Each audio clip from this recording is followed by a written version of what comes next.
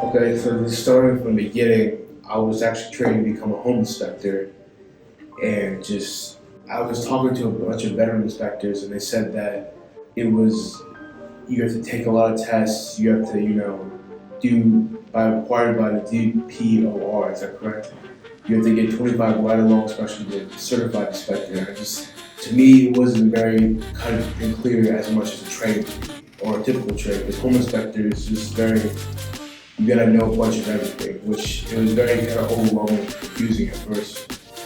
And honestly, going into being an electrician, I thought it was going to be confusing as well, because when I was studying like electric panels, circuits and wires and stuff like that, it was just kind of, confusing. But I think this program really kind of, especially with the Sims and the circuit, the three-way and the four-way circuit that we wired was a tremendous help. It kind of made me get hands-on experience or get a taste of the way, kind of feel like how a circuit should be, how wired correctly, the wiring pigtails, the wiring nuts, the tools at your disposal. So, and you did that virtually and physically with Did the virtual match the physical?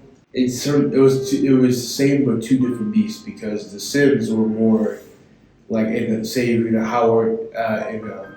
home situation. So you say if you had to replace this lamp right here, it would show you where, okay, you gotta check the switch, you gotta check the breaker, you check if the light bulb's loose. Mm-hmm. So it's like, it really helped kind of see, how the wiring go, the breaker circuit part kind of showed how the wiring goes through the pipes. Mm-hmm. And I think the Sims really showed the troubleshooting of the thing. So That's really, I think, definitely important to know once you got the job site, or assume so.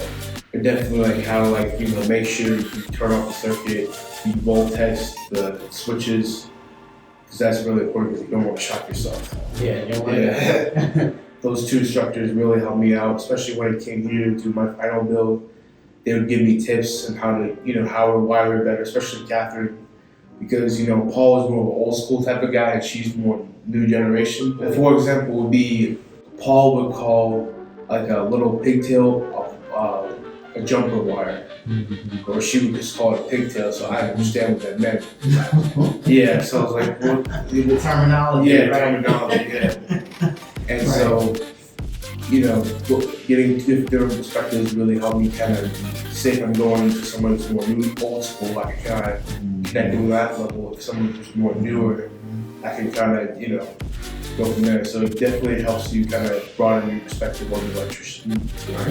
I would definitely take advantage of the instructors here, because they're very helpful, and I think they're a very good asset to you if you use them correctly. I also say use your teachers wisely, ask questions. That's a big one, actually. Please ask questions, because you will definitely be stuck in a rut if you don't, because you're just gonna sit there looking like an idiot, and you just don't want to do that,